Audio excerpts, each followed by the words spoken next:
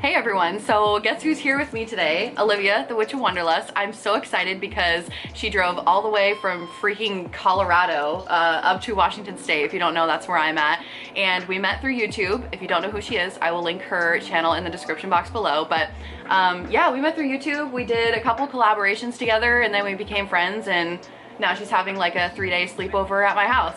So super fun. I think we're gonna answer unhinged questions today. So I had posted on YouTube asking what your unhinged questions were, and today we are going to answer them. We also have our adult beverages. Please don't take anything we say too seriously. This is meant to be for entertainment purposes only. And we're also gonna be painting our nails today because both of us have really disgusting, decrepit nails. Correct. So yeah, we really need to redo that. All right, let's go all the fuck to the beginning of these questions.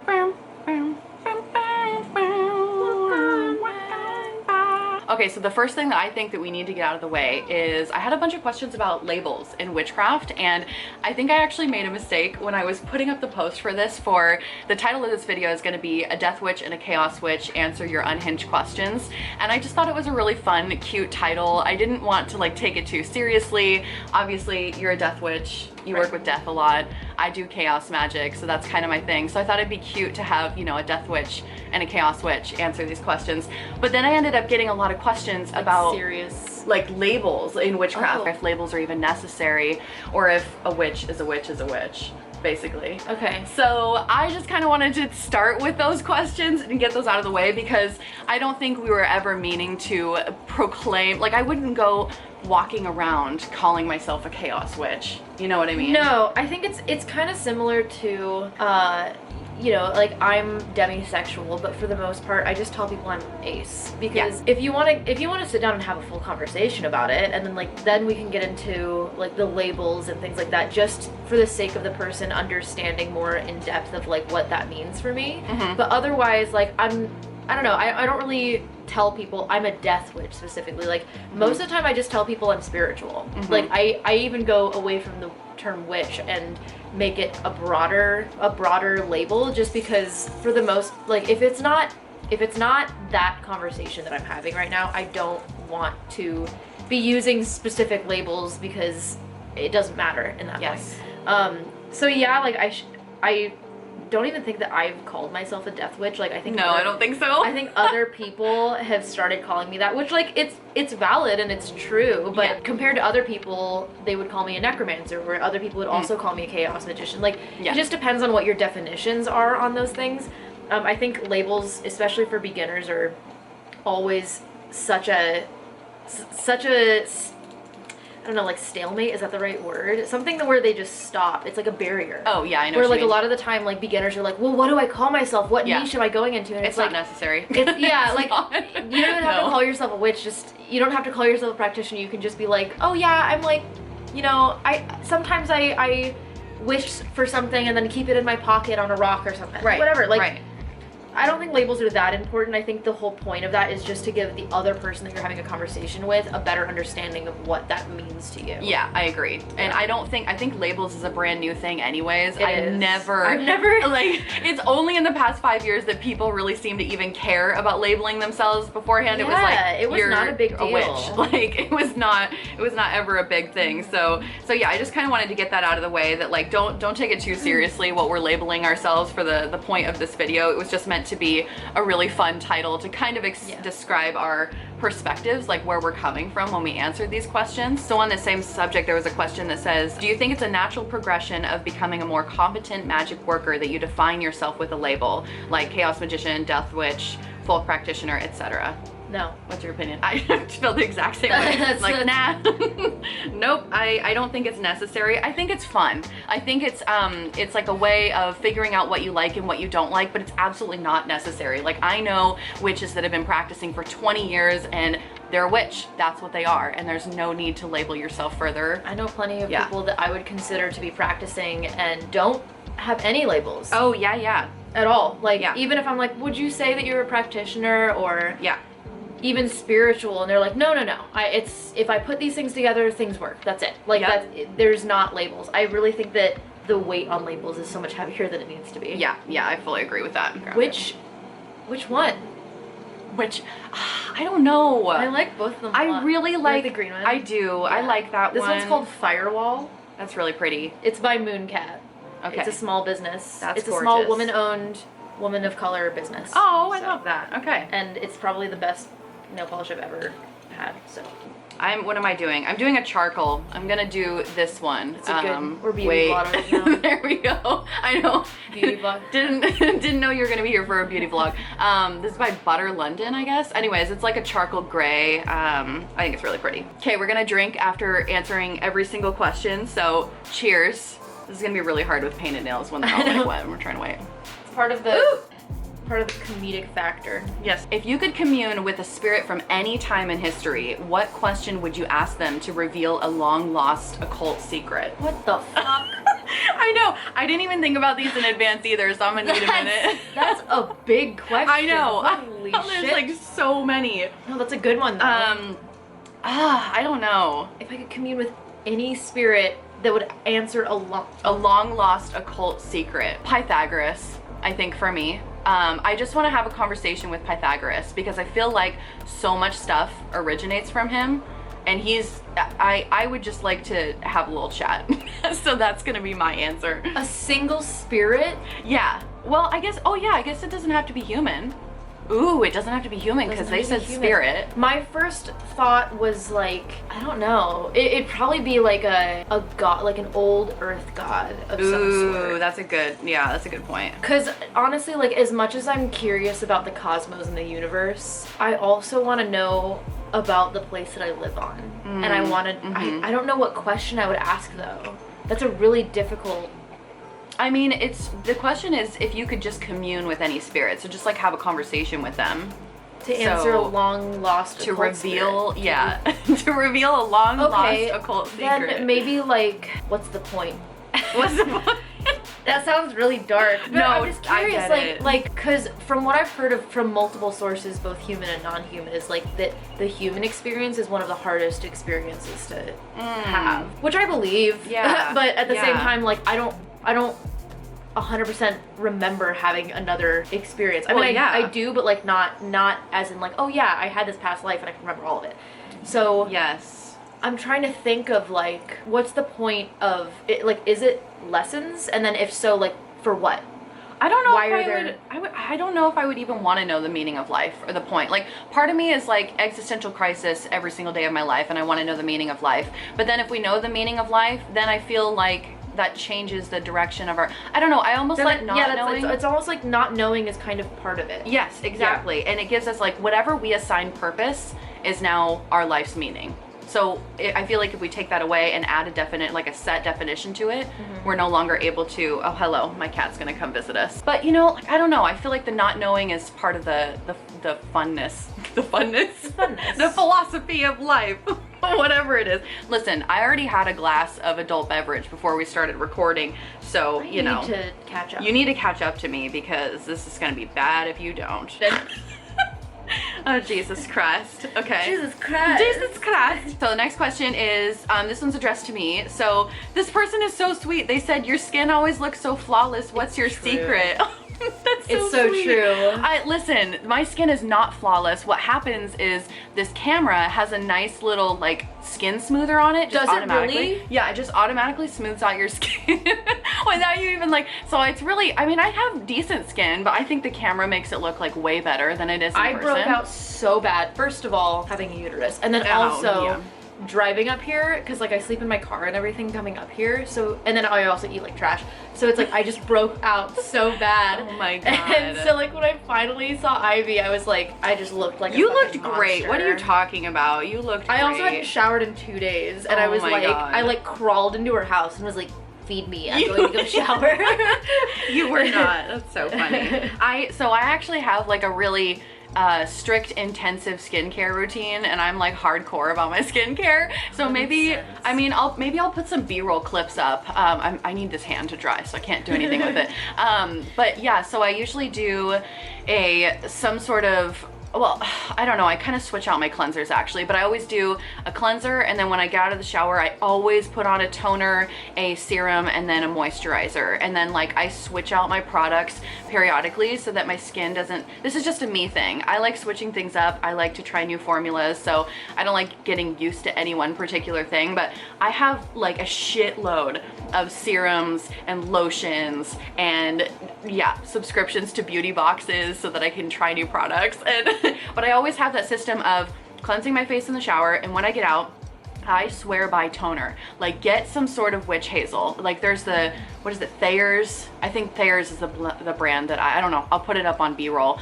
But yeah, it's just witch hazel that you put on your skin right out of the shower. You let that kind of like exist for a couple minutes, and then you put on your serum if you want to, and then your moisturizer. Or you can just skip the serum and go straight to moisturizer, that's fine. But if there's one thing that I would say from my routine that's most important is getting a toner and putting that on after the shower before you moisturize. So that's my little spiel about that. I really like skincare. It's like my thing. I just learned a lot, honestly. I'm a trash person. You're not a trash person. I am. I don't know. We got a skincare night. I could like, you know, if we have time. We got a lot of stuff packed into this weekend, honestly. Yeah. But like, down. If there's time, I will totally take you through my whole routine. We can do a mask and everything, and then we'll do all the serums. Oh, I love it. Okay. Okay, I'm in.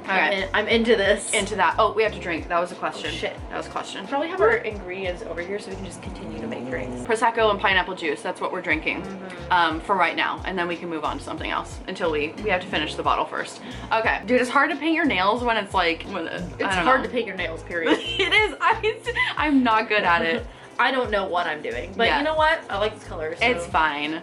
Ooh, have you ever had anything happen mid-ritual that made you second guess your decision? You ever had any like epic fails? I'm having a lot of epic fails. Well, yeah, me too. I don't know if mid-ritual though? Yeah, like mid-ritual. Have you ever had anything happen not mid-ritual? anything that's made me second guess, but definitely things that have thrown me off, or like things that have surprised me. I've had a lot of those. I'm trying to think of like a specific... Like, have you ever had a spirit come through that like maybe you weren't anticipating? Oh yeah, definitely. I was communing with a grave one time for the first time, and I was like pulling cards, and I was just kind of saying hi, gave offering, and was like, hey, I'm asking for this specific thing. I was wondering if you'd help me. And it was just so weird because the spirit that came through, I just knew was not the spirit that I was trying to commune with. And it was basically like, I'll help you, but... and I was like, I don't really like your vibe, and also I don't feel like this is the person that I'm trying to talk to. Yeah. Because it didn't feel human. It was like, I'll help you, but you also have to like, you have to make sure that everybody knows my name. You have to make sure that you give me these offerings. And I basically was like, the offering's going to this person, not you, first of all. And I'm like, get the fuck out of here. And the person that I was trying to talk to just felt like they had also, not super recently, but more recent than a lot of the human spirits that I work with, passed away. So in like early 2000s. And so that person, I think, was also like, who the fuck are you? And why are you at my grave? And why are you pulling tarot cards? Like they probably were just like, they just seemed like kerfuffled. Like, I don't know where I am, what's happening. And so I was kind of like, you know what? Here's your offering. I'm gonna leave that there. I don't know who the hell this spirit is, but fuck off. And then like, I'm just gonna leave you. Like, that's it. And it was more of that and less of like, oh, I really shouldn't be here. You know, like that type of thing. It was more of like, okay, this just didn't like go as planned, and that's okay. Right. I've had other rituals where I have tried to commune with non-human spirits, and I think I accidentally conjured spirits that were human that were attached to this spirit in some way. And they were very touchy. I don't like touchy spirits. What do you mean touchy? Like you were getting physical sensations? Yeah, like they would like, so this was when I had long hair, and they like moved hair out of my face or something. And I'm like in like a closed room, and I was like, don't touch me. I don't care if I see you, hear you, smell you. I don't want to be touched. Oh my god, I'm so the opposite. I'm like, let's do everything. Let's like... See, I think I have to be comfortable with the spirit. Yeah, that's true. But that's the same thing for people. Like, a lot of my boundaries for spirits are the same with people. Yeah. If I don't know, you don't fucking touch me. Yeah, that's fair. But that's fair. That's kind of fair. Like, hey, give me all the signs. Yeah, I feel that. Okay. What about you? Do you have like a ritual that you're like, you ever stopped in the middle and you were like, oh. But I'm a fucking nail bitch. Are you? I'm a skin bitch. That sounds so disgusting. Good. I love skin. I love skin. Okay. Anyways, I think it's because like I'm like I always take photos with my hands a lot. Yeah, that's fair. And also, that's fair. I think a lot, like, I associate power with hands. So, or like just movement. I think movement in general. And I don't know. No, I get that. I feel like my hands are, well, for my day job, I have to have short nails. Really short nails, and I do things with my hands. This is gonna sound so terrible, but like I really like have to wash my hands 50,000 times a day, like healthcare provider, hello. So I have to have short nails, and like so I don't get to be a nail queen. Well, I worked in the service industry for like 8 or 9 years. Yeah. So a lot of that, like, I couldn't have long nails. Yeah. And I also like washed dogs for a while. Like you couldn't have long nails for that. Yeah.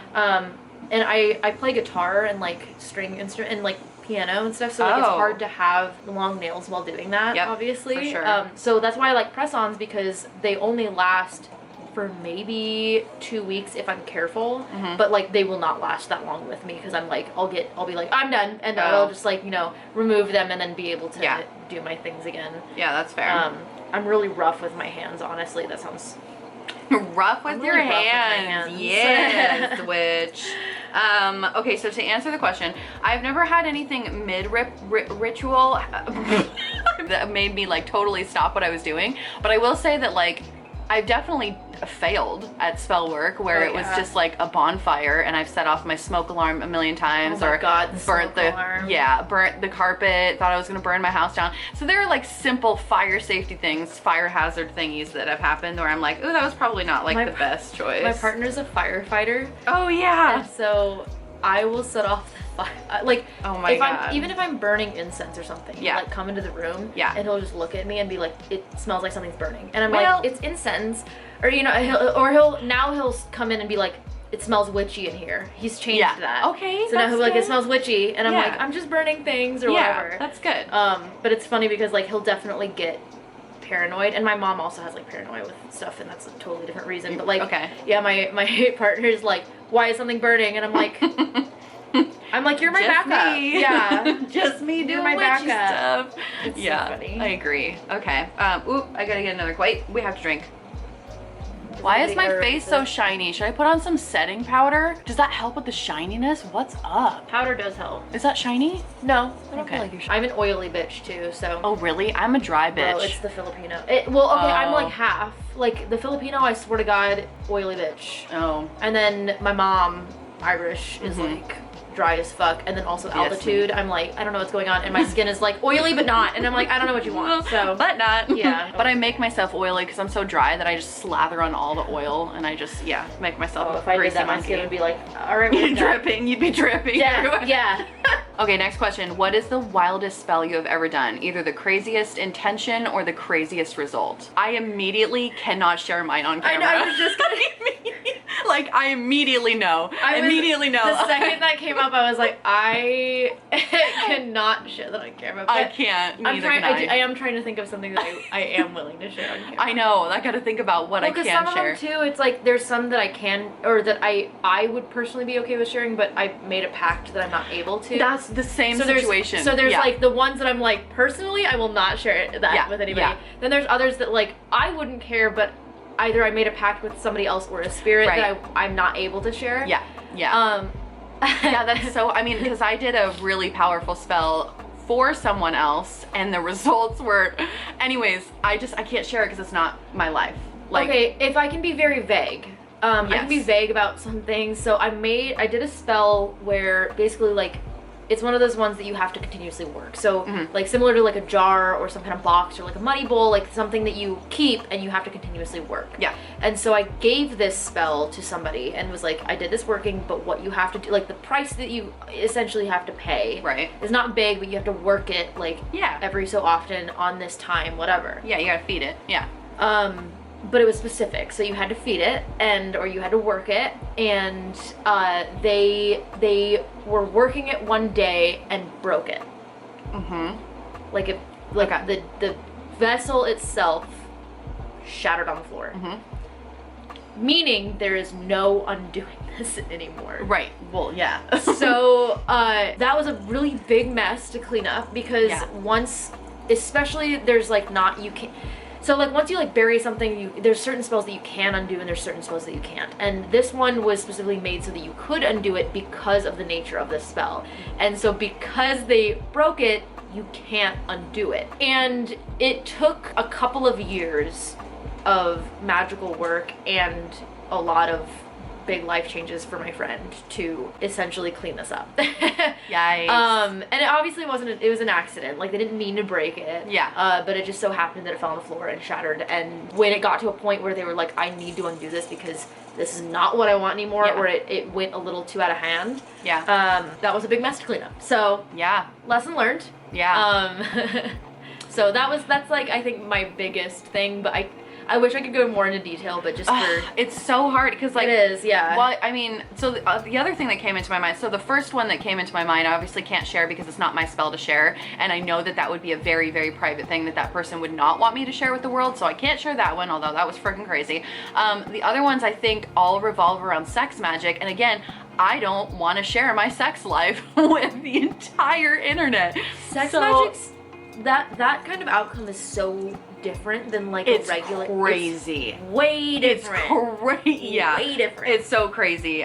So yeah, I don't think that I could ever. I'll just say it was in the sex magic sphere. I don't know, but yeah, I'm sorry. I feel like we did not give very good answers to that question. Do you not have any? Okay, you know what? How about this? So, I did a spell to banish somebody. Well, actually, multiple ones. Okay. But not this one specific person. So this was when I was kind of still learning, like kind of like getting my gauge in like casting spells on other people and not just for my own situation. Yeah. So I was still young, but I did this spell basically to banish a coworker who was just gross. Like just, like harassed, like very was like very like liked like the younger girls that worked there, and yeah, just like not about it. And he claimed he was also a practitioner in like a sort of way. So I was super careful about it, but I casted this banishing spell, and basically all I wanted him to do, all I wanted essentially was for him to have different shifts than me or any other of the other younger hostesses that worked there. Okay. And he, the next couple days, like into the next week, he had been transferred because he just moved. Oh. Okay, that's great. That's awesome. Got up and left. Yeah. And well, they were like, we're just transferring him. And even the manager was like, I don't know if we're going to keep him on, and I was like, okay, but just apparently up and moved to a different state. Wow. Okay. So like, I wouldn't say it was a bad thing at all, but it was like very not my intention. Yeah. At first. Powerful. Nowadays, I would be like, get the fuck out of here. You know, like nowadays, get out. But of course, like as like a little, 16-year-old getting her new job, I was like, I just don't want to work with him. And nowadays I'm like, I don't want you here. Yeah. Fired. I want you out of the state. Bye. Goodbye. That's awesome. Oh my gosh. Okay. Yeah. I'm looking really shiny and like red, so I think I'm gonna go put some powder on my face so that I'm not shining so much in the camera.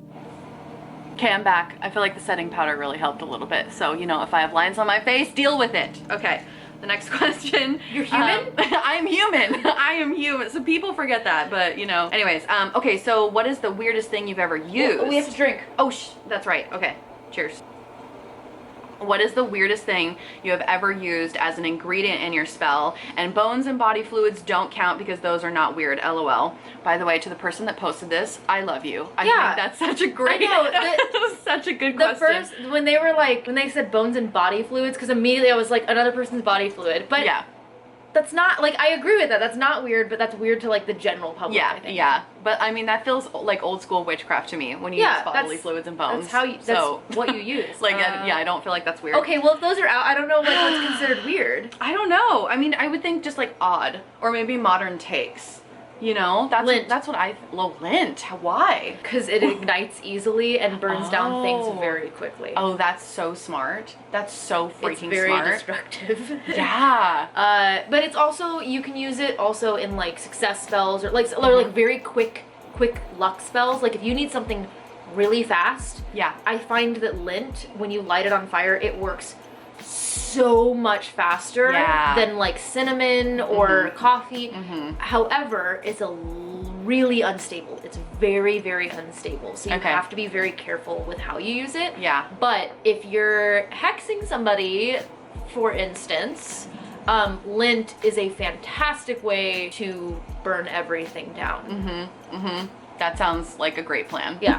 So that's so great. If bones and body fluids don't count, then lint. Okay, that's a good one. I think toilet paper rolls for me. I've used those. Like the cardboard piece? Like, yeah. Sir. Like using, Sir, excuse me, please. sir. Come here, sir. Absolutely. Come here. Come up here. Show everyone your cute, sweet face right now. He said no. Look at him. No. Yeah, toilet paper rolls, I use it like if I want to bury something into the earth, because toilet paper rolls are compostable. So you just like fold up the bottom end, you stuff all your correspondences in it. Oh yeah, I've done the that. top. Okay, that's a great like way to. Okay. It's like eco-friendly, and then you can go bury it in the earth or whatever, you know. like that. So Okay. I think that would probably be the weirdest. I don't know. I don't feel like I use a lot of weird ingredients. Well, that's not true because I'm a chaos magician. The thing is that I don't think anything I use is weird. I know, that's so the I hard can't part, think is, of like, anything. Like, what's your definition of weird? Yeah, exactly. I'd have to think of what, because I would be doing something just nonchalantly in my practice, and then somebody else would look at it and be like, that's really freaking weird. So I don't know. I think, yeah, I'd have to stick with toilet paper on that one. But I like your lint answer. I think that's really good. Also, my nails, here's what they turned out. They do not look good at all. Oh, why can't I get mine to focus? That color is so pretty. I freaking love that. Oh, I am not good at painting my wanted that nails. Yeah, that was a better choice for sure. Because once you put the green on, it looked way different on your nail than it did in the bottle. But if they're longer, it looks different. Oh, really? You know, like, I feel like the shape of your nail has such a big impact on the way it looks. Yeah. Because there's some colors that I would absolutely, like that pale pink one, I would absolutely wear if I had, like, the long nails on. Yeah. This is the pale pink one she's talking that's about. That's a good one. Excuse me, ma'am. Okay, there we go. But if I had long nails, that would look a lot better. Shorter nails, like, I think there's very specific colors that I would go for. I agree. Yeah, I can only do like a charcoal or like a, I don't know, something like that. Yeah. Okay. Oh, drink. So I don't know if you're gonna be able to answer this one just like off the cuff. I think you're gonna have to think about it. What is the most unhinged way of visualizing energy? For example, visualizing a fart-like cloud around someone you don't like. Oh shit, that's hilarious. Actually. I know. And so I would have to think about it. I have a really fucked up imagination, if I'm being completely love honest. it. Okay. Because again, like I used to love fiction. I became a nonfiction lover, and that itself, like the things that actually happen and the things that people actually do to each other, is fucked. Like way worse than a lot of the things I read in fiction. So now that I'm going back to fiction again, it's like kind of like melding into different things. So now I feel like the first thing that comes to mind that I used a lot of the time when I was like in high school or like younger was, I mean that classic, what is it? You write like a name 3 times on a piece of toilet paper and their birthday, and then you like flush it to banish, or you use it to like wipe your ass with. Yes. And that's what I've done. Literally, I like, not like I don't stare at the toilet, but like I like visualize that person being flushed and like trying to claw their way out and being like surrounded by shit. And like, yeah, I mean a shit hex is really effective. It's so easy. So, and it's not like heavy, but it's just like shit just gets nasty in their life for a little bit, you know? Like it's like you smell like shit. And it's so simple. You just write your intention on the toilet paper. Hello, and then you visualize, you know, whatever. And we don't have to be specific here, but like I don't know if this really goes with the question. I'm trying to think of like okay, so I don't know if this is unhinged though, because it matches like intention wise things of like if I'm doing like seances or if I'm working with like the local dead, I imagine the spirits crawling out of their graves. Ooh. And but it's not in like a horror way. Okay. You know, I mean, like I guess kind of in a way, like they are like crawling out of their graves, but like I'm not afraid because like I'm literally like asking just like rising up. Right. Yeah. Okay. I also, I don't know, I like visualize the nature spirits in a lot of different ways. Like some nature spirits are really eerie. Creepy. They're very creepy. When I was driving up here, especially because I only make my trips up here in the winter for some reason. Oh, you do? I've literally, That's terrible. I've only ever driven in like November, December. Oh wow, that's really depressing for your drive. It's not that bad. It's everything's because dead. like usually everything's like dusted in snow and it's beautiful. Yeah. But there's so much fog as well. Yeah. And so Jesus, Velcro. I'm just trying to love you. Velcro cat. I'm just trying to love you. Anyway. And the fog, like the spirits that emerge within the fog, I think are always so just like gangly and like not bad, but just like I don't know, hollow. They're hollow. Yeah, it's unsettling. So sure. I think something like that, but I can't think of like a fart imagining. I mean, like I could, but like that's not like usually my first thing of like covered by a fart, right? Yeah, I don't know. I'm trying to think of like maybe I'm just boring. Maybe I don't think I have any unhinged ways I know, of this person sounds visualizing. really creative. I know, like that. for real. Like, I wish I was a little bit more creative right now with my answers, but... Oh, drink. Oh, shit. I have only a teensy bit left. Oh, what? How do you have so much? Because you just made me a new one. Well, I had a full-ass glass, too.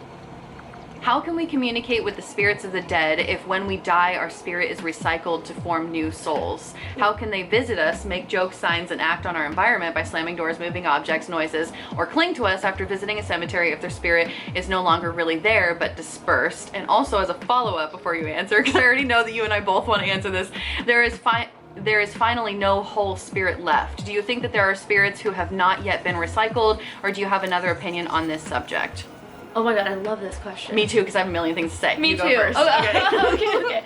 So I actually answered this recently because I did my cemetery, like the working with the spirits of the dead. Oh, video. I didn't see that video yet. Okay. So I posted that, and then I also have a Q&A for just my Patreons of like they could ask any questions about the cemetery and like working with the dead spirits, cool. things like that. Yeah. So somebody asked something similar of kind of like, what do you believe? Why are some spirits like not there? Why, whatever. Yeah.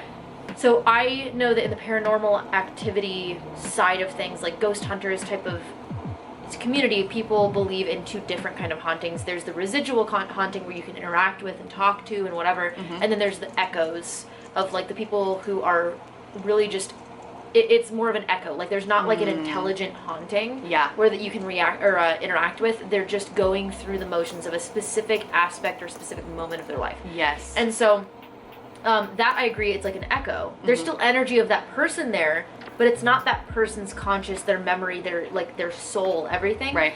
I think because if you think of things in a recycled way, not everything gets recycled, right? Like and if they do, maybe some things take a little more time to process. Yeah. Maybe some things are a little more stubborn depending on the person and depending on that energy.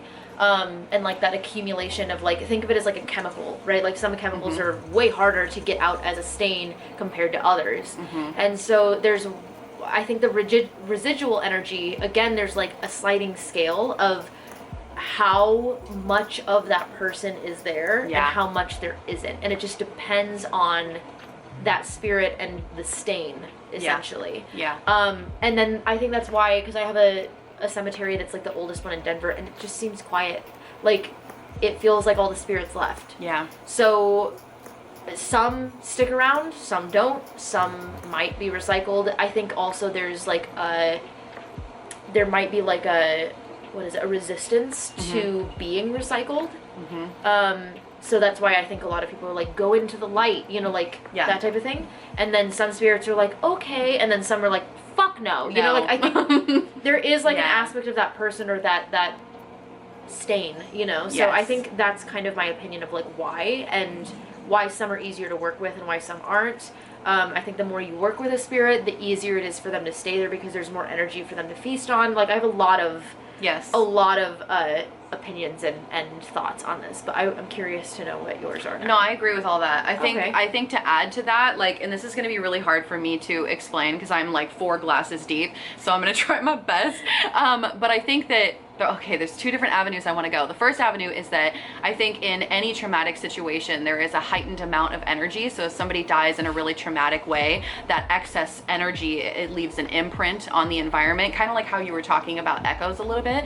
And I think that there can be interference or issues with that person passing on when it's done, when they die in a very traumatic way, because there's just, there's some sort of error. Like if you think of an error code in a computer, there's an error in processing. Which is why like very traumatic events or like murder houses are like such a right such a big place for people I think to visit. yes. And I think there's an error kind of there. sad. Or what is it?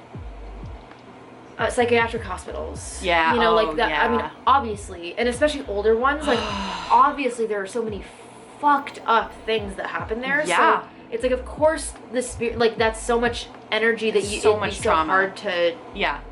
Let go of. Hard to be recycled if there's all that excess energy going on. So I think there's that component. But let's say like you had a grandparent that passed peacefully, and I'm kind of talking from my own experience. You had a grandparent that passed peacefully. There was really no trauma. Like, I think the question is really valid. How can we still communicate with these spirits if we believe that that spirit goes back into a collective pool of energy, or it gets reincarnated, etc.? How can you still work with this specific spirit if it goes back to a pool?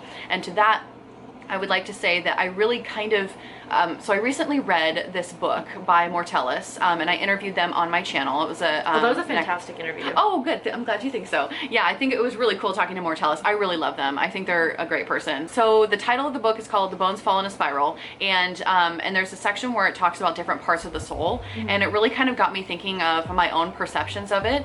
And I really, even though I do believe that souls can get recycled back into this collective pool of consciousness to be reborn again as another person, as a rock, as a tree, whatever the hell it's going to be next time around when we have energy flowing through the universe. But oh my god, what was I going to say with regards to that? It was going to be, you still work with the spirits that but with these different parts of the soul, I think that gives a really good explanation that it doesn't have to be the whole piece being recycled. I think that there can be impressions left, things that we can work with. I also believe in energetic cords. So I believe that like we all have these energetic cords tied to the people that we love and care about. And the more, like, the closer relationship you have with somebody, or the more that they affect you in life, like the stronger and thicker the cord is, for better or worse, right? Whether it's good or bad, it can be a cord maybe you don't want to be there. But I think we have these energetic ties to people, and when someone passes away that you maybe had a really thick energetic cord with, I kind of believe in this idea where we have this cord that connects us to the collective unconscious. And even though they've been recycled, we still have this cord that was connected to that particular piece. And so even though that piece has been dispersed back into the pool, we can kind of tug on that cord to potentially work with them. I agree with all of that. Okay. Yeah. Okay, cool. No, I agree with all of that. I think it's just way more complicated than we can even comprehend, and so I just try not to question it too much, because like, I mean, it's kind of like it. So say an alien drops onto our planet, and they say, okay, you know, like say an alien drops onto our planet and says, like, explain to me your society. It's complicated. Yeah. Excuse me. Okay.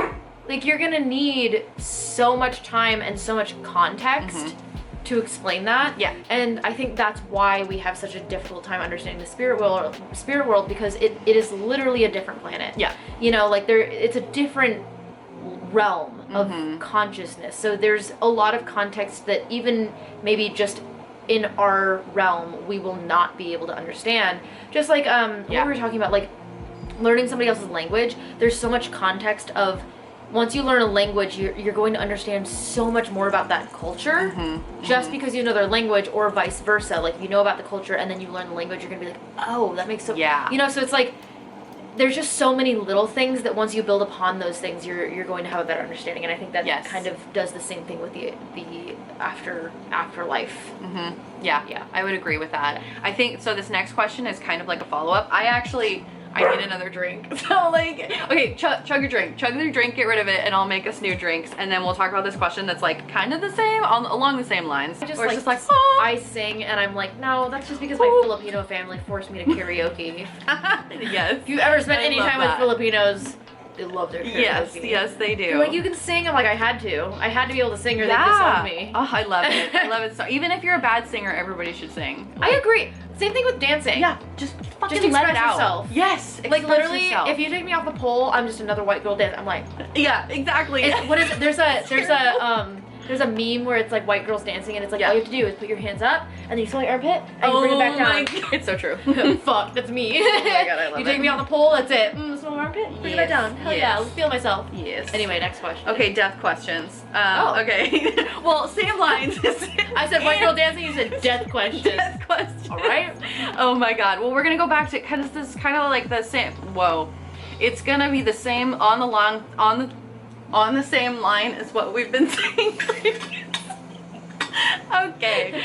So you've mentioned several times how you agree in your perception about death and the afterlife, but are your perceptions totally identical, or do they differ in details? And if so, which? Also, do you have book recommendations on what happens after death, etc.? Okay, so first I have to say, we did a collaboration. We did. It was the first collaboration we ever did together, where Olivia came on my channel and we talked about plants and death magic. And then we found out in that collaboration that we have the exact same perception on death and like what happens after we die, which is crazy. Yeah, because like no one else has that perception. Well, Yeah. and then of course I got a ton of comments on that video with I people. also have that. Yeah, which was like that's why I love the You too. internet. That's why I love the internet. Because is people because, can be like, me too. yeah, you find your people. Yeah, I agree. I think I don't know. I think we would have to deep dive into our conversations and Yeah, thoughts. because we both believe in the pool. Like that everything gets recycled back to the pool. And with past lives, it's not like we believe that we have our own personal past lives. No, it's like a collection. Pieces. Yes. Because again, like there are, and I've even had this conversation with other creators where I was talking with them and they like, I looked at their partner and I was like, I don't think your partner has had a lot of human lives. I don't think that your partner has been here a long time. And they said, neither do I. And I thought the same thing. And they go, and then I was like, you know, I think you've been here a long time. I think that's why we get along, you know, in a lot of aspects. And I was like, I think you have seen a lot of like primitive war. I think you, and I just got chills. They stopped and they were like, I literally have nightmares about, or like I have like, you know, and so, and I'm like, I feel like you know, it's so weird because like, I think that's kind of a reason why when we meet people and you see something in yourself that you, or like you see like a part of yourself in them, I think that's why.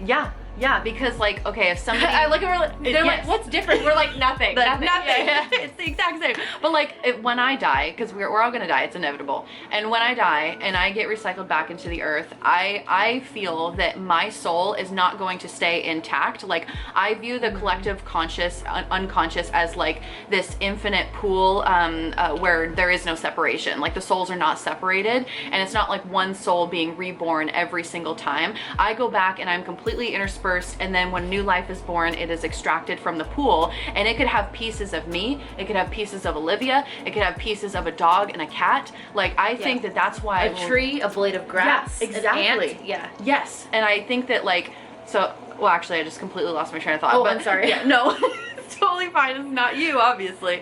But yeah, I don't think we differ at all in our perceptions. And if we do, because I'd be really curious if we did. I would kind of love that in a sense, because I like having something else to ponder. Nuances. But yeah, I love nuances. So if we do, and maybe if we ever have that conversation, I'll just whip out my vlog camera and we'll have that conversation. Okay, that would like be fun. add that. Yeah, but it'd be fun. It seems like oddly enough we have almost the exact same. I feel like we have similar pieces. Yeah. Which is scary, but like in a good way. Yeah, like holy in a shit. good way. Yeah, it's cool to like meet people that have the same perspective as me, because for a while I just like the whole experiencing past lives. It like, I don't know, I feel like you and I could potentially share a particular past life together, but then also you could have your own past lives that I don't have a connection to, and like vice versa, and that's so freaking cool. Like that's so cool. I've explained to you how like my friend Meg and my partner, like I call my friend Meg like my twin flame, and like kind of in a joking way, but at the same time like she sees me in a way that nobody else does, and I see her in a way that nobody else does.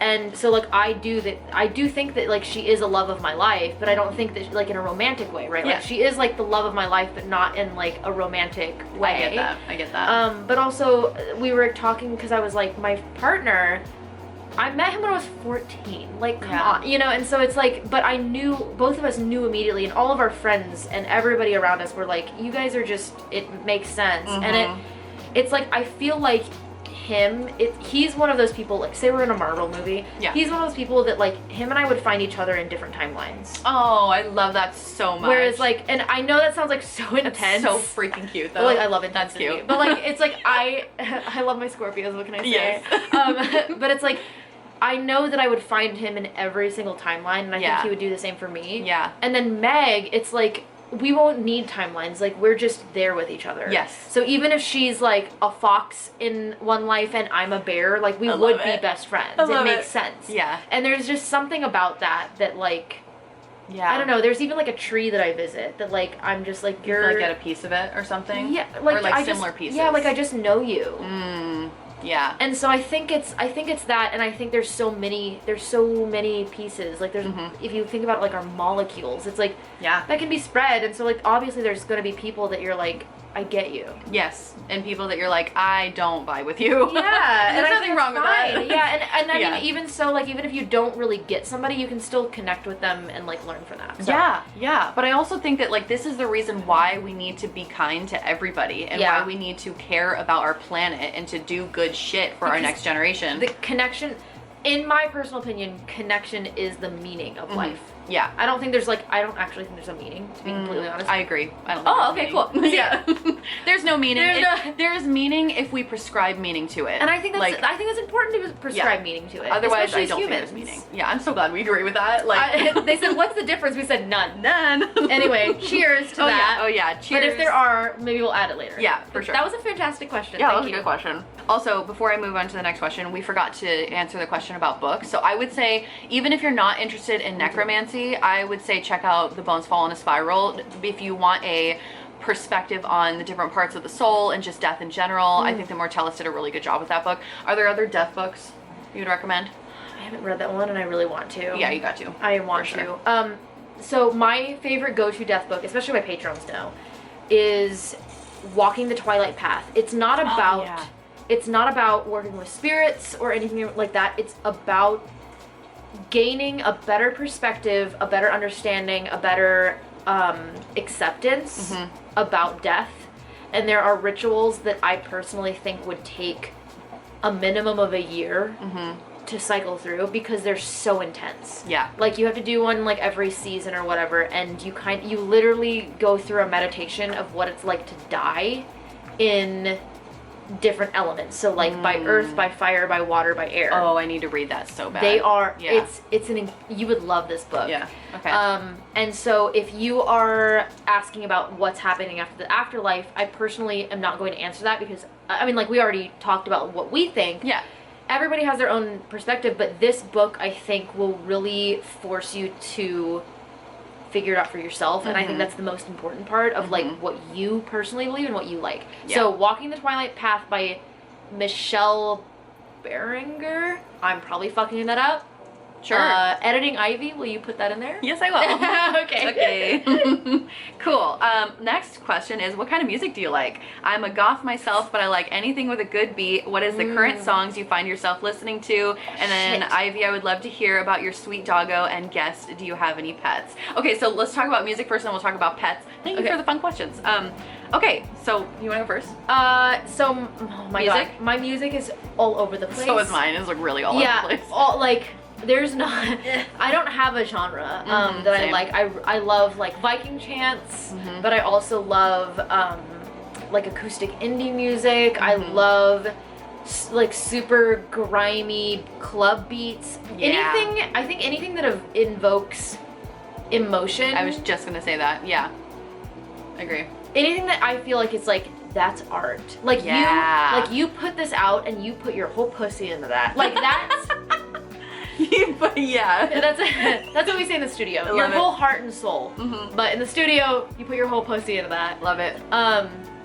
Took that from my friend Izzy. They're amazing. That's great. But, yeah, so it's like, if I can listen to your music and either think of like a choreo or a character, or put it to a scene of a movie, or I can think of like a whole storyline, that music I will listen to. I straight up will listen to that for 3 hours on repeat. Like it's, I will hook to that and not let it go. Hyper focus for sure. I'm trying to think of specific songs. I mean, we were singing Doja Cat earlier. Well, but that doesn't count. I don't know. I feel like, so there's a lot of things happening with Doja apparently. I didn't know that. Oh. My friend is like, she has all the deets on Doja. She loves Doja. Oh. But there's apparently like a lot of drama going on. I don't really know what it is. Oh, I had no idea there was drama, but I live under a rock. But she has like, apparently everybody's like getting mad because they think that she's like worshiping Satan or whatever. And it's like, oh. Yeah. Even if she or like is. Illuminati, things like that. And so she basically came up with that song Demons.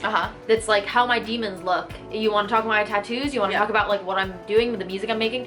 And like it kind of feels like very much like in your face. And it's like, I just love artists that are so raw about that. And I think that's why I like Billie, because it's Billie Eilish, is because like I found her in a spot where like I was like, wow, I'm depressed and nothing matters to me. And she was in that same spot, and like a lot of her music, she like resonates pulls it out of you. Like she, it resonates with like like that loneliness and that like the loneliness. Loneliness. Yeah. And that like feel deep that. I don't know, that deep like depression. Yeah. So it's good to brood sometimes, to get it to just not stay there, but not wallow. Well, but negative like, emotions are still emotions. It's still part of humanity. Yeah, and I think it's important. But I agree. You shouldn't stay in happiness either. Like there's not, you have to balance. So there has to be a cycle. I love all kind of music. Billie Eilish I think is one of my favorites. I love Doja Cat. I like Pretty Reckless. Pretty Reckless is a huge. I don't think I've heard of them. So do you know who Cindy Lou Who is? Yes. She's the lead singer. Is she the? Okay, I know who that is. Okay, yeah. Okay. She's amazing. Love it. I don't know. I like the Killers. I like. Oh yeah, I do too. I like Nicki Minaj. I like Cardi B. There's postmodern. Wait, hold on. Jukebox. Oh, I love them. You know who I'm talking about? Postmodern Jukebox. Yeah, they're great. Blue Oyster Cult, AC/DC, the Eagles. I'm a slut for the Eagles. I love it. I really am. I don't know why. Bad Company. So like it's it's all over the place. If you put your whole soul into your music, I'm probably going to love it. Yeah, so I agree. That's where I'm at. I like have nothing more to add, because I would go straight from Vivaldi all the way to techno, like drum and bass, you know? So I would really that makes sense for a Chaos Witch. Yeah, I mean, and I love using music in my rituals too, to be as fucking chaotic and unhinged as possible. Like I love anything that brings out emotion. Yes. So yeah, I don't think I have a favorite genre.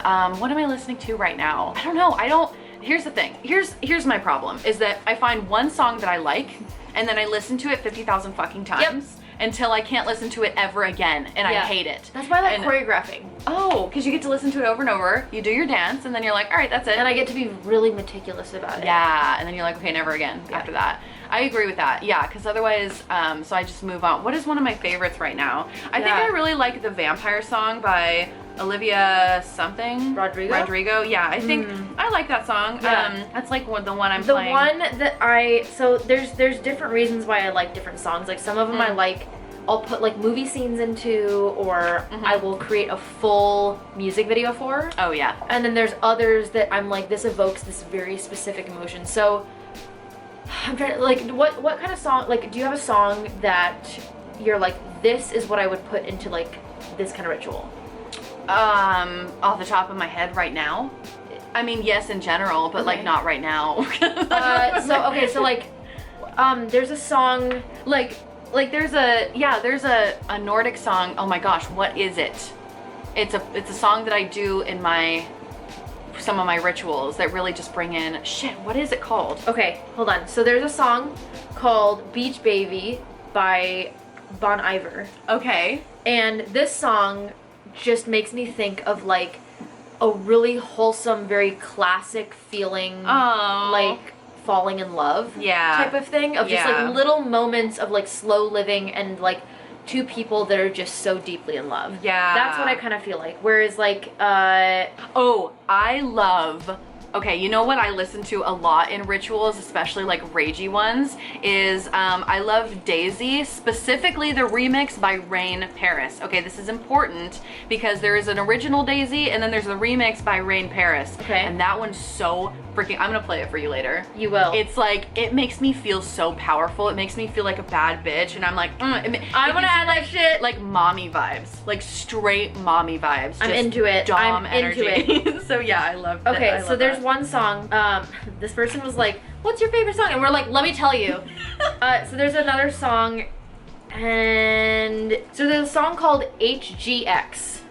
Okay. By Yes You Are. Okay. And the music video vibe that I get from it is like very like 80s, 90s. It's on Halloween, but it follows these like very eccentric dancer people that are. It's like during Halloween, but they're also kind of like, you know what, it's time to dance. Yeah. And so they go out into the city and it's very like, it's like fun ritual for them. Like they're having a party, Yes. but they're luring in people and they're committing like sacrifices and dragging them to the cemetery. Yeah. But it's also very like old style 80s where they have like, you know, synchronized dancing. I love it. And so I'll let you listen to it later. So if you are curious, but I also have playlists because I teach pole dancing. So if you're curious, I have playlists. Just type in like Olivia Graves. Oh, I didn't know you had on that. Spotify, That's cool. and I have like a bunch of playlists that you can listen to. Yes. There's one called Slut Sauce. Yes. If you want to get sexy. Yes. So yeah, those are. So if you want to listen to what I'm listening to, that is where to find me. That's the place. Okay. Yeah. I think that's pretty much it. The only other thing I had to add is if you want like specifically 90s grunge witchcraft vibes, like think about watching The Craft. I would recommend Massive Attack. Just check like that band is just so perfect for the 90s grunge. Like think of Lestat the Vampire meets The Craft. That's just you should the make vibe. a playlist. Yeah, I probably and make should. it public. I probably should. Yeah. So those are our musics. Yes. Yes. But I will make more public for playlists and like ritualistic stuff. Yeah. That would be great. Yeah, I agree. We should like collaborate on a playlist. Let's do it. All right, great. That would be fun. Next question. So we had to switch to Olivia's camera because mine is garbage and I need a new one. So I have no idea how the video quality is going to compare. This one's probably going to be way better. So we'll see. I need to buy a new camera. My camera overheats like every 5 minutes, which is really just annoying. Smaller. It's old. It's not made for long-term it's like video. This is what I have, by the way, and I love it. It was the Sony Alpha, and I have a longer lens too. Just have the tiny lens on it now, but it's a mirrorless DSLR, and I've loved it for a long time. But this is like 8 years old. Like it's time. If it works, it works. You know? Like if you could use it as a Yeah. vlog camera. Yeah, well, I don't know. It's not good for vlogging either because well. it does not stabilize. Sad. But I know it is what it is. So we were moving on from music to pets. Yes. We're gonna talk about pets. Should we do this for? Yeah, we didn't our- drink. Even though it's Cheers. really the same person. Ooh. Okay, so pets, I have a dog and a cat, obviously. Olive is my cat, and she's the one that you saw earlier. She's sitting over there looking at us and probably won't come over. Loki is my dog. What are your pets? So right now I just have Bane, which is my black cat. Yeah. I grew up with a lot of pets, and if you remember like my older videos, then you'll know I grew up with Loki, my cat, and Mila, my other cat, who also has a nub, is a tail. So yeah. I love nubs. Yeah. Like, oh yeah, I get that question a lot because my cat has a nub tail. I wish she would just come back over here. Yes. Here she comes. Okay, so you can see she's got a nub. She's got a nub tail, and everyone's always so concerned. They're like, what happened to your cat's tail? She's a Manx, so they are born without tails. They're literally born with nubs, and that's just how they are. But I get so many like weird comments about that. Why'd you cut off the tail? Yeah, and I'm like, why that's do how you think I would do that? And Yeah, also, who what? do you think would do that? Right, exactly. That's how she's born. What she's a vet Manx. would be like, yeah, I'll do that? I know. It's so funny. So, yeah, but she's a cutie. Okay, what is the weirdest or scariest reaction you have gotten from someone when you told them or they found out that you're a witch and that you work with death? You know, I've not actually, so I'm actually very particular about who I tell. Same. I think if I already know off the bat, you're not gonna have a good reaction with me telling you. I won't tell you. I won't tell you. Yeah. Yeah. If I have an inkling of like, you might be uncomfortable, but you will be curious, I might tell you. Yeah. And so that's like that barrier. So Yeah. for the most part, I actually don't have a ton of like bad experiences. I know that my partner will tell a lot of like his coworkers, Yeah. and they'll always be like, What? "What?" Yeah, But, I'm sure. I've never had somebody like outwardly react badly to me. Like, I mean, like, yeah, they'll be like, oh, and maybe they'll disagree or something, but I've never had somebody have like an irrational reaction to me. Same, because I'm so particular with who I tell. Yeah. And like there's some people in my life that I'm close to that probably won't ever know, because it's like I don't personally feel, and I know this is like a controversial opinion, I don't personally feel that everyone needs to know my religion, my political stance, like my sexuality. There's certain things in my life that I'm okay keeping it to just me and like the people that I love or the people that are in my circle, and I don't feel the need to, you know, stand on a mountaintop and declare all of those things. And some other people like to be completely open and out of the closet with everybody, and I think that's fantastic, and I definitely don't want it to come off like I don't value that, because I think that's really cool when people can be so open. But just for me, I'm an introvert. I'm a private person. I don't feel the need to share those things with people that I don't feel like it would be received well. And honestly, even if people wouldn't receive that message well, they're probably not even going to be in my life in the first place. Yeah, because, like, so there's not really like... I really don't. I try to surround myself with people that I align with in other categories of my life. Like, we just work together, so... Yeah, and usually, like, if people are like, what do you do for a job? If I don't think that they're going to receive it well, I usually just tell them I'm a freelance video editor. Oh, perfect. Or I'll be like, oh, I'm a photographer. Well, that's the thing, because if you tell a stranger, like we were just having this conversation off camera, like if you tell a stranger, oh, I'm a YouTuber or I'm a content creator, I think the immediate reaction is, oh, well, what's your channel? Like, what? Let me find you. Let me. Yeah. And it's like it's that, because they want to be supportive and like nice. Yeah. And or they're like, oh, you're a YouTuber. That's cool. You know, like. It's immediately like you're not taken seriously, discredited, and I'm like, I literally pay my bills like this, you know. So it's like So I usually just tell people, oh, I'm just like a freelance video editor. Yeah, I think that's a really good way to say it, because I don't necessarily like want to tell strangers what my YouTube channel is and have them look me up when that's not their interest. No, yeah, I usually I'll be like, they'll be like, what's your channel? I go, you don't want to watch it. And they go, yeah, I do, and I said, no. You don't. No. even my family, I'm like, I'm just like, hey, this is some paranormal shit that like they know it's not a big deal, but I'm like, I don't want you watching my channel because it's weird. I don't want my brother like, watching me on YouTube. Even my friends, they're like, oh, I watch everything just to support you, and I'm like, I love you for that, but also like, don't. It's weird. You know, like I'm like, so awkward. Like, I appreciate you, but at the same time, like, it's awkward. Knowing that somebody who's known me for 10 years watched my channel, I'm just like, I'd prefer if you didn't. Yeah, it's like, I'm like sitting here like, hey everyone, like doing my whatever. Weird. And then it's like my mom is watching. I don't know. It's so weird because like I feel like being on camera and like doing like your YouTube channel is a different type of vulnerability than like in your person. Because it's like the things that I would tell you in person are never things that I would put on camera. But also like things that I would put on camera are never things that I would like like that I wouldn't be like, hey Ivy, what's going on? You know, like, I'm not there's like a different persona essentially. Like you just kind of have to do that. It's like, I don't even know if I would say it's a different persona. It's just like, you're right, it's a different level of vulnerability, because there's things that like there's things that I'm comfortable making YouTube videos about that I would never. I wouldn't sit down and have a conversation. No. That's so weird to explain. Yeah. That's so weird. Yeah, it is odd. I don't know how to explain it, but yeah. That's a good question. That's a really good question. Yeah. Cheers. Oh, right, my B. What is the preferred pronunciation of Chaote? Coyote, Chaote, Chaote, cat, etc. Do you know what this is referring to?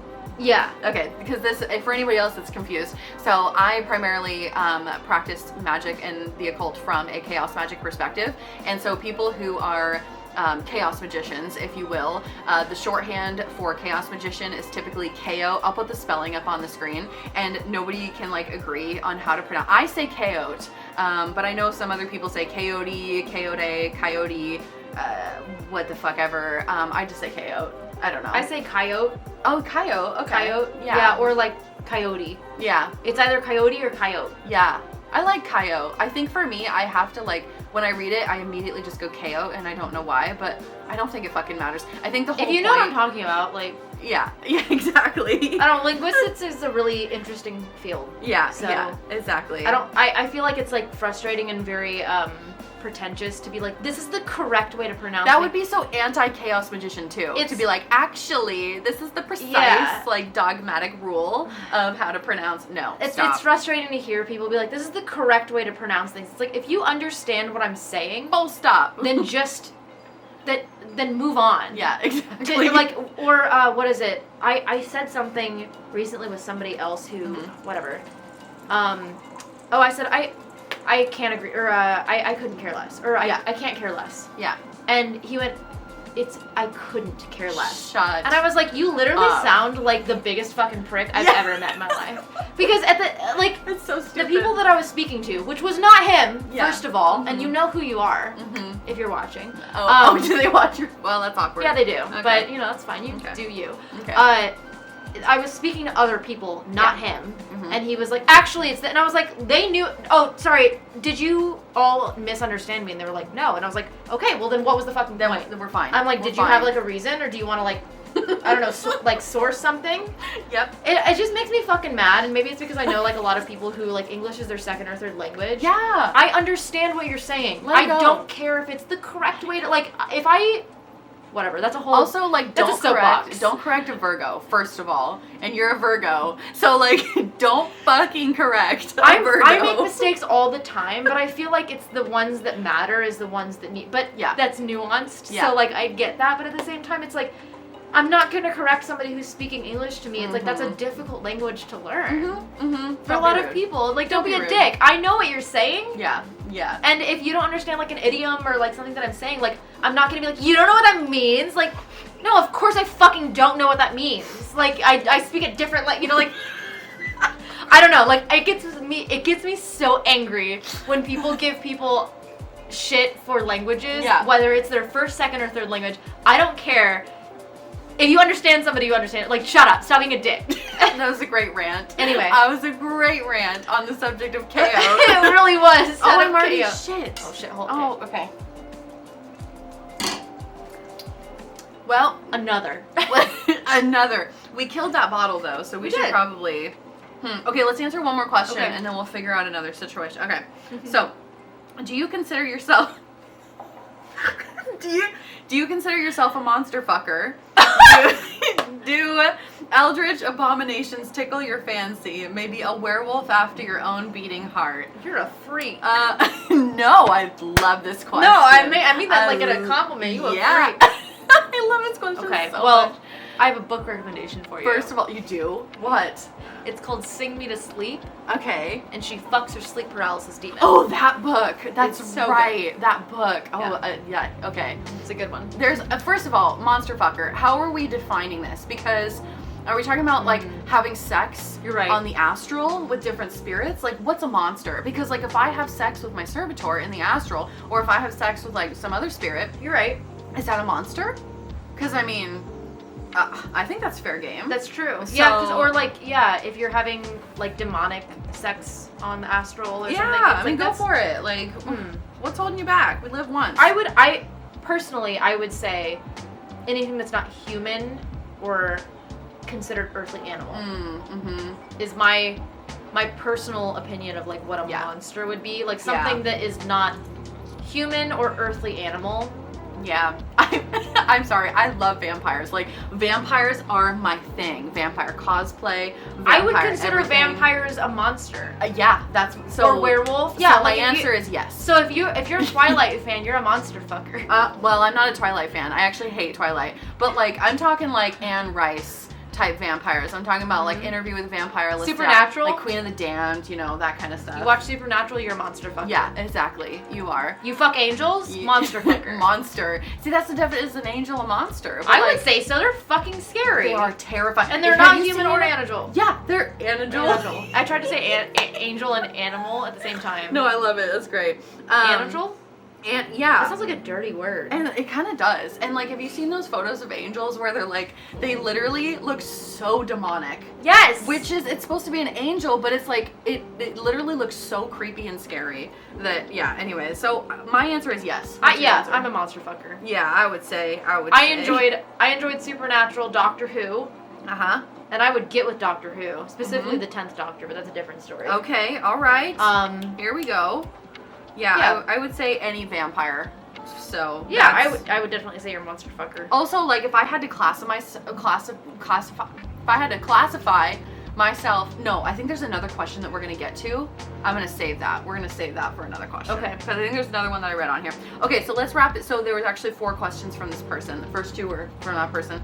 And so, have you ever worked with the LS sigil and or the Ellis egregore from DKMU? I have no idea what that is. Do you? No, gibberish to me. I have no idea what that is. Wait, can I look at it? Yeah, look, number 3. No.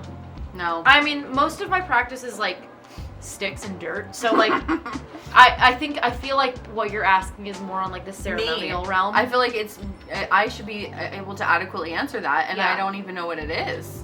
But, well, that's a bummer. I'll have to look it up after this. What is your favorite Dragon Ball Z character? I love, first of all, I've never seen Dragon Ball Z, so I don't know how to pronounce this. I love Vegeta and Android 18. Okay, I was just gonna say, I was like, yeah, the same, but yeah, do you know? I haven't seen that in years. That was like, I remember vaguely, because I don't remember like a lot of my childhood, but like, I remember vaguely being fucking obsessed with Dragon Ball Z. That's awesome. I just like never got into it. That's fair. And I honestly, I don't even think I've seen one episode though, so I can't say I don't like it. I feel like if you watched it now, the quality is so low. Oh yeah, I'd be like, it'd be hard to watch. Yeah, but I mean, growing up, it was like a really prominent piece. Yeah. Okay. Well, what's your favorite character then? I'm getting too deep into this for no reason. Vegeta. Yeah. Yeah. Okay. We don't need to make this like philosophical. Don't need to go super philosophical. No. Thank you for the awesome questions. Those were great. How do your experiences with how you react to spirits differ? Like seeing, feeling, sensing, hearing, etc. So how do you perceive? This is actually a good question. How do you speak to a spirit? Like how do you feel them? Like I feel people. Like, is it like a vibration? Is it like, do you hear things? Do you see things? Kind of. So, okay, so like, I don't know. Like, so it's almost like the same as if I'm meeting a person. So it's not like, oh, I'm feeling vibrate. Like, it's an energy of just like sensing. It's really hard to explain. Like, so it's like claircognizance. You just know. It's like a knowing. Kind of, yeah. So like if I meet somebody, like I'll immediately know if we're gonna get along and to what extent. Yeah. So, like, if I'm speaking to somebody, for the most part, I can be like, you know what? You and I are not going to get along on any extent. I'll be cordial, whatever, but, like, there's no relationship to have here. And then there's some where it's like, you and I are never going to be friends, but you and I are connected in some way that, like, it's a give and take type of thing. Like, I just kind of, like, I meet spirits like I meet people. So, like, when I met you, even online, like, I was like, it'll be easy to meet her. Oh, like, it'll be easy to, like, hang out and, like, you're gonna be the same that you are online. Whereas there's other people that I've met and, like, I've known in my gut where I'm like, they're different. You're not the same of what you put on online, which is okay to some extent, but then there's other times where you're like, you're not the same and there's, like, a reason for that and not in a good way. Right. Yeah, so I think it's just, like, it's similar to meeting people for me. Yeah, I mean, I would agree with that. I think, like, there is a certain level of claircognizance where I just know if I'm going to get along with the spirit or not, like same with what you're saying with people. I do get images. Like, one of my favorite things to do when I'm like going to a new cemetery or graveyard is just walking and like slowly walking in a meditative state, like a nice, like a light alpha brainwave state. And then I let images come in as I'm passing certain graves. And then I also like to check myself afterwards and see how accurate those images were and like look up that person and maybe what they did as their profession or, you know, some sort of defining factor of that spirit that is laid to rest there. But yeah, so I'll get images. I do have clairaudience, so I do hear voices, but not all the time. I would say my clairaudience is like the weakest one, probably. I do hear, but it's just so few and far in between, and sometimes I only hear like the loud screams, and it's not like a creepy scream. It's not like a, oh my gosh, it's not a terrifying thing. It's more of just like pickles or something really. Oh, that's like, true. Yeah. You know what I mean? Where you all of a sudden just hear this loud, like stupid it's like a phrase. single word, and you're like, it's like a single. Yeah, it's really weird. I also get like it's almost like a staticky pressure. That's the best way I can explain it. Like, if I'm in my space, I know it's empty if I don't feel any staticky pressure. But like the moment there's a spirit in my space, I can feel the pressure. Yeah, it almost, so I feel like it sounds, it almost like you kind of it's like static a little bit. But it's not like loud, like it just feel like, yeah, like someone's in your bubble. The air is moving now. Yeah, and you know, like that feeling, like, you know that feeling when maybe you're in your room and you have somebody that's standing right outside your bedroom door, and you can't hear them, but you can feel them there. You can feel them, or you can feel, you can feel someone watching you, or you just feel like someone is close to you but not necessarily touching you. So it's just like that additional pressure of like, I don't know, someone's auric field coming into contact with yours. My mom has always like smelled the spirits. I get that sometimes and it's funny because like she'll just be like, that's so weird, like I'll smell and like both of us will smell it, and it's just, or she'll just smell it sometimes like when I'm like not in the space. Right, you're not, but like like it's really weird. I had a friend in the car, I was really young, I had a friend in the car one time, and she was like, I smell this perfume and it smells kind of like apple-y, like she's like, it's perfume for sure, but it's like an apple. And my friend just went, oh my god. And like it was somebody who had like just passed away from them, and they were like, they always wore this perfume. It was really funny, and she's like, oh, that's so, like, I'm so sorry, but like she didn't even realize, and she does that all the time where she'll be like, oh, I smell this weird thing or whatever. Super cool. But yeah, I usually get like there was this random time where I had a spirit come in, I smelled cigarettes, and then I had the random image of frozen peas put in my head, and I was like, what the actual hell are you trying to say to me right now? Like, I don't know, frozen peas and cigarettes. I'm like, okay, specific. It's very specific. I think it was just a passer, because I didn't see that spirit again. It was just like passing through. But yeah, I think it's maybe a little bit of everything. Maybe we both experience a little bit of all the things. Yeah, mine is definitely an energetic, like, I just get it. Yeah. But I will feel like smaller things here and there. Okay, so this person asked 2 questions, but the first one we kind of already answered in previous conversations. So second question is, was there a moment in your practice where you were like, oh shit, this actually works? And if so, what was it? Like a spell you did exactly what it was supposed to do, etc. Have you ever had that moment? I have that all the time because I think I'm crazy all the time. Yeah. Like I doubt myself all the time. I also think that magic and witchcraft is a fucking sham all the time. I think that I'm batshit crazy all the time. So the one thing that comes to mind, for the first time that I'm like, I feel like this actually works, is I did a really quick spell. Again, this was when I was like first getting my license. Like I was young. Yeah. Or was it my permit? I don't remember. Either way, like I couldn't drive yet. And I did like a small spell that the DNV was going to go quick and seamless and easy, and I was going to get the nicest person that worked there. And there were like 20-ish desks that you could go to, and you had a number. Yeah. And you would sit there, and the screen would call your number to a specific, or you call your letter to a specific number of like the desk. And I remember looking at, it was like 20 something desks, and I was like, number 14 seems like the nicest person, and the person that wants to help you and is just not fucking miserable to be there. Yeah. And I remember doing like a small spell prior, and then a small spell like while I was sitting there, I was like calling out my letter and my number, being like, I don't know, G24 to table 14, G24 to table 14, and I was just sitting there like imagining myself like getting up and being called and like seeing it on the TV, and sure enough, like it was that. Yeah.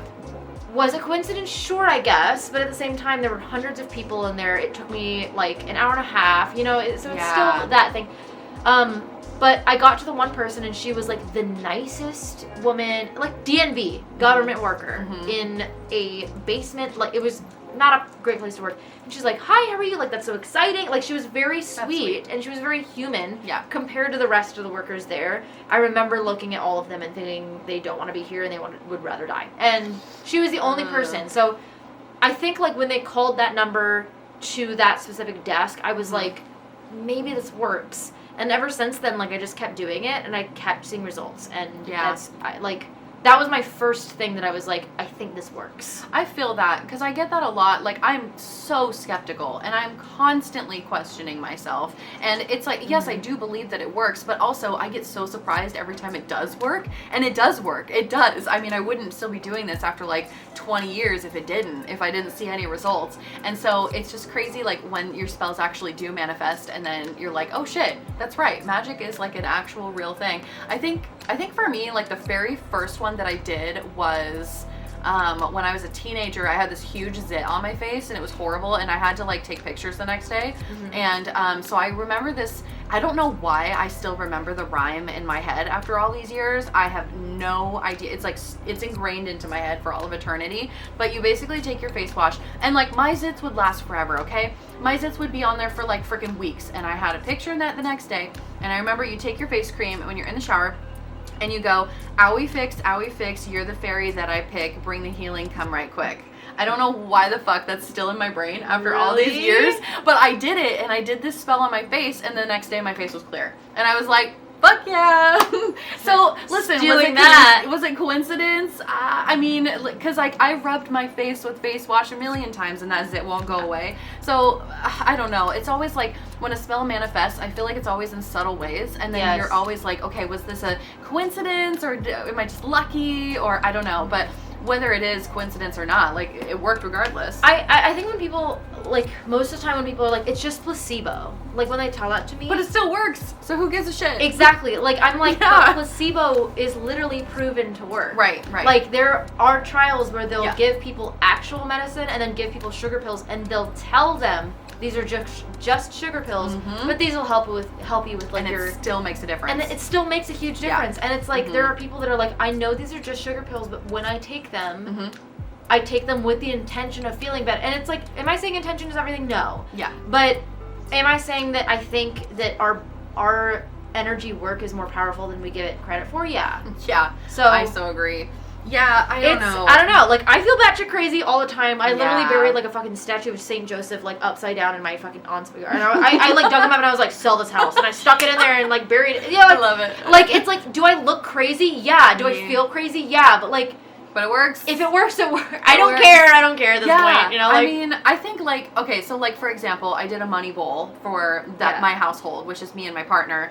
And so, for big workings for me, I found that, like, a month is my usual turnaround time for, like, bigger workings where I want, like, quick spells. I can manifest it in a day or two, like, very, very quick, like, low effort things. But, like, it's right around that 1 month mark where I feel like it manifests. So anyways, within, like, a week of me doing the money bowl for my partner, they got a $10 raise, which was, like, completely unexpected. And $10 raises, okay, that's a lot of money. Like, a $10 raise. I feel like per hour? Per hour. Yeah, per hour. And it was completely unexpected. Damn, and I was like, okay. oh, damn. Like, it was really good. And I was like, okay, let's keep this money bowl going. Like, let's bring this on. So, you know, just, like, little things like that, or having surgeries be really, really successful. I've done a lot of, like, healing spells for family members, and their surgeries go really well. And it's like, was that coincidence, or did it help? I don't know. So, yeah, I don't know. I don't think there's one particular moment, because I'm continuously surprising myself. So, yeah. Yep. Okay, so this is a quick question, maybe just like a yes or no. But the question is, if death said that I will show you all the answers to life's questions, but you have to leave this human plane of existence immediately afterwards, would you choose to know or not? No. Really? I think this might be our first disagreement. I'm gonna die anyway. I'll know eventually. Oh, I would go right fucking now, baby. Like, there's a lot. Look, I've had a lot of fucked up things happen on this plane, right? But it's like, I think to exist as human is so special, and regardless, like, I think the pain is worth it. I think it fucking sucks. Yeah. And there's a lot of shitty parts that I think, depending on when you asked me, I would take that. But I also think that knowing, at least what I know now as a, 20-something-year-old, like, I think right now I would say no, and I would just write it out. Yeah. Because eventually I'm going to meet death, and I'm going to know anyway. I'll figure it out, like, afterwards. But if death came to me and said, you'd have to leave right now if I told you, I don't think I would. Yeah, I guess if I think about my loved ones, if it were just me, if I were completely alone, bye. Like, I'd be gone. Like, yes, take me with you. I want to see what's on the other side. But the fact that, like, I have a partner, I have family that cares about me, I probably shouldn't be so selfish, and I should probably stick around, Well, Like, what does alone mean to you? Like, if I didn't have, like, no Somebody kids, who's no special to partner, you. somebody that, like, I wasn't close to my family, then I would leave. For sure. Really? Oh, yeah. 100%. See, I don't know if I would. Oh man, get me the fuck out of here! Like Like, I'm so ready. Like, fuck this world, honestly. Like, Yeah. fuck the government, and I said that on, I'll say that on public. Yeah, That's fine. yeah. Fuck the government, fuck the current state of things, fuck everything. Yeah. But it's like, I don't know, everybody else is in the same boat as I am. Like, I think everybody also, even if they, like, have people close to them, they still feel lonely. And so, even if I personally didn't have somebody close to me, it's like, there are billions of people in this world, and I feel like everybody has something that I don't know, and, like, has something to say or think or feel that matters. Yeah. And I think that that's worth experiencing to some point. Yeah. So you value the experience. You want. I value Yeah. the experience, but I also I don't want, like, I think it's interesting that some people want to, like, immortalize their soul. I would never. No. I don't want to.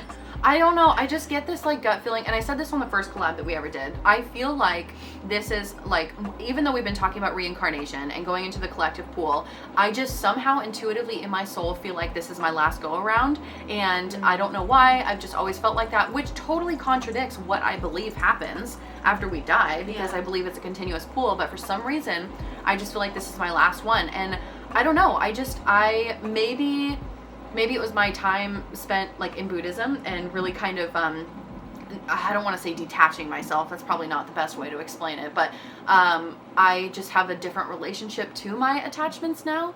And I think I'm ready for when it happens. So if death were to come and say, hey, I'll show you what's on the other side. I mean, again, like, now that I just got married, like, I love my family. I don't want to be a jerk. I don't want to be selfish and leave them. Yeah. But if the circumstances there were different, then I would definitely go, because I'm kind of, like, done here. Like, I don't know. I feel like I've seen all I want to see. Yeah. That sounds terrible. I don't think I'm on no, I don't think so. I don't think I'm on the last go around, but I definitely think I'm coming towards it. I'm definitely not on my last, but I do think that I'm getting a little, because, like, if death came by and was like, you need to die tomorrow, I'd be like, well, that kind of sucks, but, like, I wouldn't be, like, devastated. Like, I'd kind of be like, yeah, okay. Yeah. Like, all right, I'm gonna try to tie up loose ends that I can in 24 hours, and like, I'll see where it goes. But, like, I don't feel like I have much left to do here. Like, I don't think it's my last, but I definitely don't think it's, like, anywhere close to. I just feel like a mad scramble of, like, shit, I'm not going to be here next time, and I need to do all the things that I ever needed to do. Like, there are dreams that I still have, obviously, and, like, things I want to do, but it's like, I don't know, if I don't do them, somebody else will. That's so true. Like, I don't think that I'm not the only person that am capable of doing X, Y, and Z. Like, everybody's capable of doing the things that I can do, so I'm not super worried that it's me. Like, I just want those things done, but it doesn't have to be me. Yeah. You can plant the seed for someone else. I like that. That's good. That's a good question. Well, it was supposed to be yes or no, but we got yeah, we're like, we went. Yes. So let's get deep with this shit. Yes. Yeah. Oh yeah. Okay, so this person had a lot of gooders. Okay, here we go. Are you ready? Yeah. If you could brew a potion that could grant you one supernatural ability, what would the potion be, and what power would you choose to wield? Fuck me. Wait. This is, like, a different phrased question of, like, what superpower would you have? Yeah, kinda. Yeah. I hate this question, and, like, I mean this in the, but it's just, like, there's so many. I don't mean that in, like a fuck you. I mean, like, there's just so many. Wait. Ask the question again. Okay, so if you could brew a potion that could grant you one supernatural ability, what would the potion be, and what would the power be that you want to wield? For me, I already know. It's travel. It's 100,000%. If I could just snap my fingers and be in any place at any time, not only is that just good for travel in general, but also for safety reasons. Like Limitless. I could get out of any sort of situation with that. I would do the limitless pill. Oh, I thought you were saying it was limitless. The limit, like super brain. Yeah, because then if I like wanted super to, smart. if I wanted to, like that, the knowledge is everything to me. Yeah, I feel that. Type 5 better energy, but like, yeah, it is. You know, like if you can learn how to do anything and do it really fucking well, you'd make a mass amount of money. You would be able to be super charismatic to anybody, and honestly, like you'd be able to travel wherever you wanted to because. You can. People would probably pay for it, invite you there to stay. They would be locals. Yeah. Like, the amount of doors that would open to you just because you had this simple knowledge, I would do the limitless pill. That's a good answer. I feel like even if I had all the money in the world, I hate flying on planes. Like, I hate it. See, I hate traveling. I don't really like planes. I think that's why I like road tripping. Yeah. Is because, like, I get to, it's very much on my own terms. I get to stop whenever I want, wherever I want. I can talk to people I want. Yeah, I don't have to. Yeah. I can sleep in my car if I want. I can stop at a 5-star hotel. Like it's whatever I feel like in that moment. So I think like traveling is kind of like part of like the actual journey from A to B is kind of like part of it for me. So I don't really mind that, but I can totally understand where you're just like, fuck that. I want to snap my fingers. Boom, I'm here. I mean, my first instinct was to say invisibility, but I think that's more of a childhood trauma response. Mine too. Honestly, mine was like, I could just go invisible and nobody would see me. But like, but is that actually what I want, or is that just a response? I mean, we're both YouTube. Okay, technical difficulties.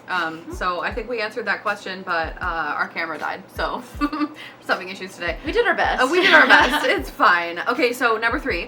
What kind of mythical creature would you be and why? I feel like I already answered this. Vampire, obviously. What would you be? It's a hard question. Let me explain why I'm a vampire. Because there is like a passion and obsession that comes with like vampiric energy. I feel like vampires are very passionate and romantic and intense and brooding, and that's how I feel like I am. Like they match my energy 1000%.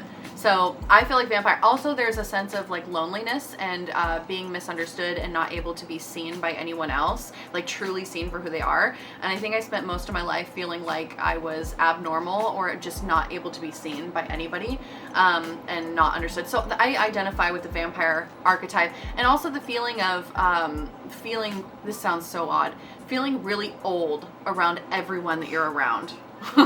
No, you know, I would agree with you on the vampire sense, like on all of those levels.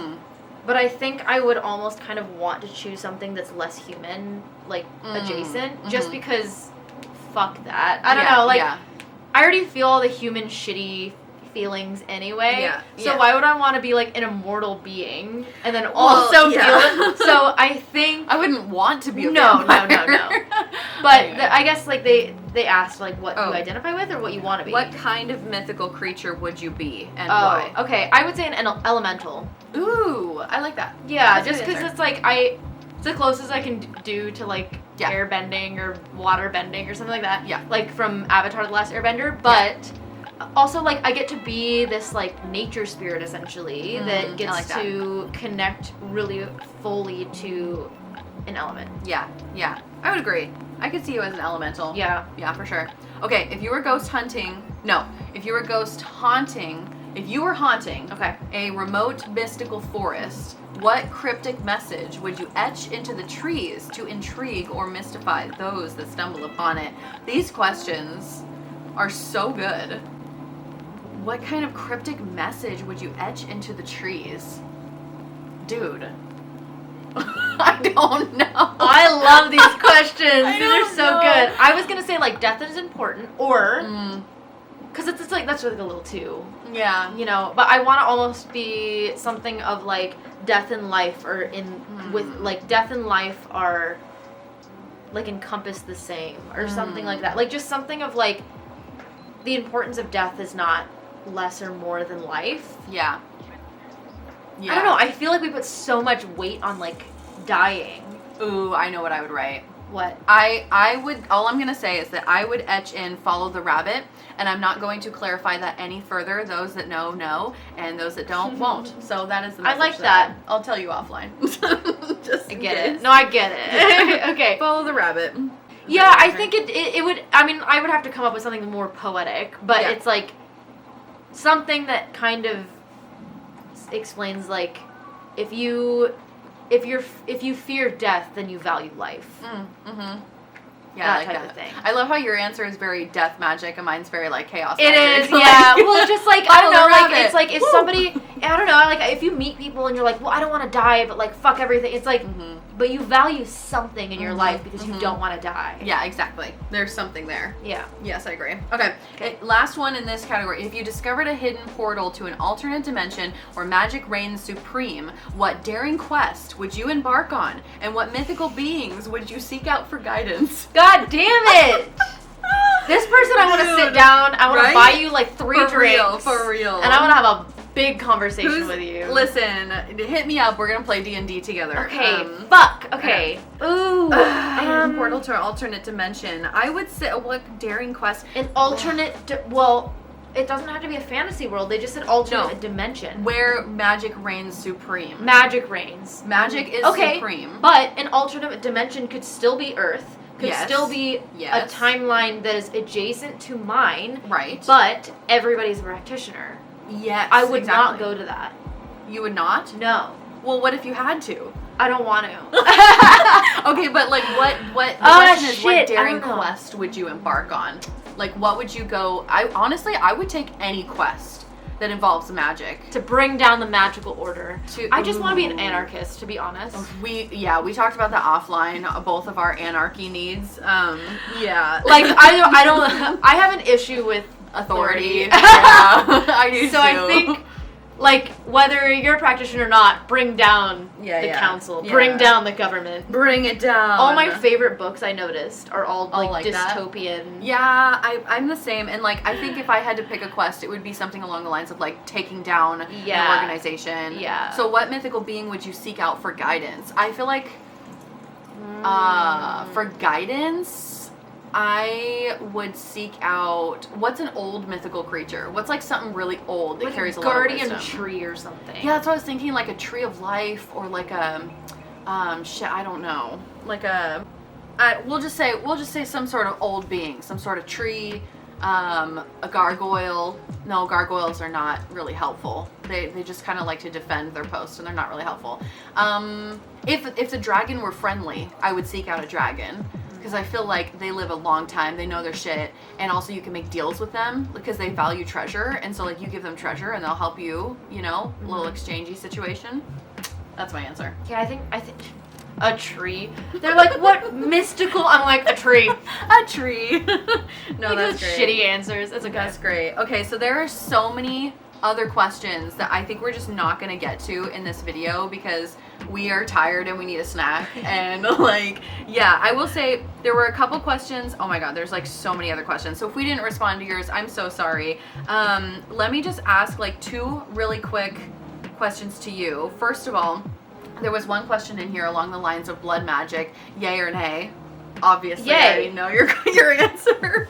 Yay! Definitely yay. Yay! We support that. We support that. Yay. And then the second one was about sex magic, yay or nay? Yay. Obviously, yes. We are. I know both people are like the ace. Yes. Yes, absolutely. Yay. I'm a sex favorable ace. Yes. Okay. Yeah. That's great. But yeah, there's so many other good questions. So thank you, Olivia. Yeah. For doing this with Thanks me. for hosting. This was having so fun. me here. It was a lot of fun. We got cute nails out of it, so We that's did. good. So thank you Yeah. all for watching. I'll see you all in another video. Bye, everyone. Bye.